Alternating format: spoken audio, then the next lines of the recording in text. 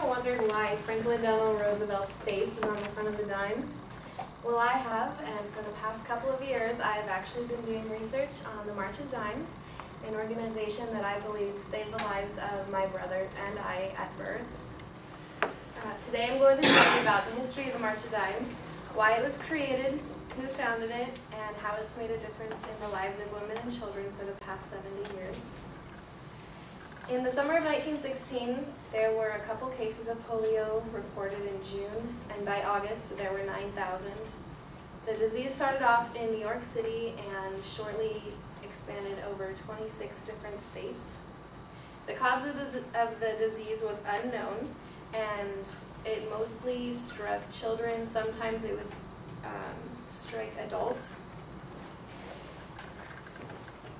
One night, Franklin Delano Roosevelt goes to bed feeling a little fatigued, and 2 days later he finds out he has polio. He becomes paralyzed and is never again to walk unassisted. He wants to find a cure for his disease, of course never does, but in the process he comes across the Warm Springs Spa, which he spends a lot of time and money on, thinking that he could find a cure.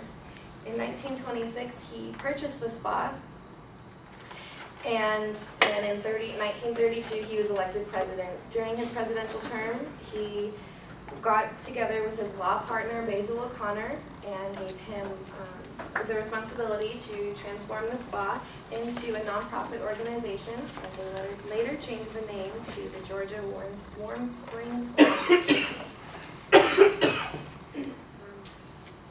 For the March of Dimes, Eddie Cantor, who at the time was an entertainer, coined the name March of Dimes for Franklin Roosevelt's foundation. The implication of it was that even a dime was of use in the prevention of polio and to help support it. So I have some few dimes here just showing how his face is on there and why. Eddie Cantor urged people to send dimes to the White House and contribute in other fundraising efforts. One thing that they would do in the 1930s and 40s was if you went to go see a movie in the theater, they would stop the movie halfway through, turn off all the lights, or turn on all the lights and pass out a can so that if you wanted to donate some money, they could collect your donations and then they would start the movie back up. Children were given special little mail cards that they could put dimes in and mail it to the organization, and even to the White House itself while FDR was there. There was also what they call the Porch Light Campaign, where a bunch of different volunteers got together and they created the march, which they still have going on today, the March of Dimes, Walk for America.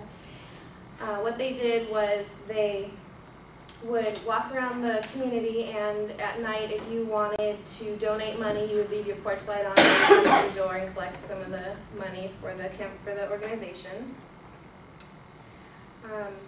In 1949, the foundation, the March of Dimes, gave Jonas Salk the responsibility of coming up for a cure for the polio disease. And in 1951, the March of Dimes spent $1 million funding different scientists to come up with the cure. They found 3 different types of polio. And then 4 years later, in 1955, Jonas Salk did come up with a vaccine, and it was called Effective, so that polio could slowly leave the world, actually. In 1961, the March of Dimes funded research for the PKU test, which was used to identify some forms of mental retardation in babies.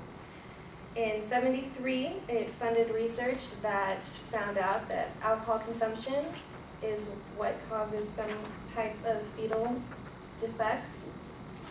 And in 1944, an organization, the March of Dimes, began a program to educate on the value of folic acid, which is this B vitamin here, and it's necessary for proper cell growth.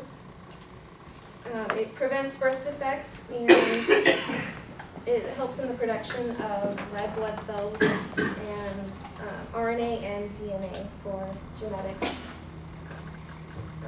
If you take it daily for women of childbearing age, it also may reduce the possibility of giving birth early.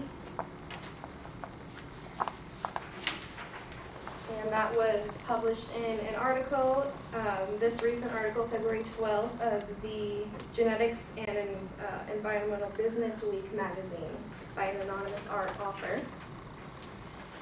In 1996, volunteers helped get the Mothers and Newborns Health Promotion Act passed, which up until then, doctors and hospitals would try and get mothers who had just given birth to leave the hospital as soon as possible, and this act provided them with a guaranteed 48-hour stay in the hospital after giving birth.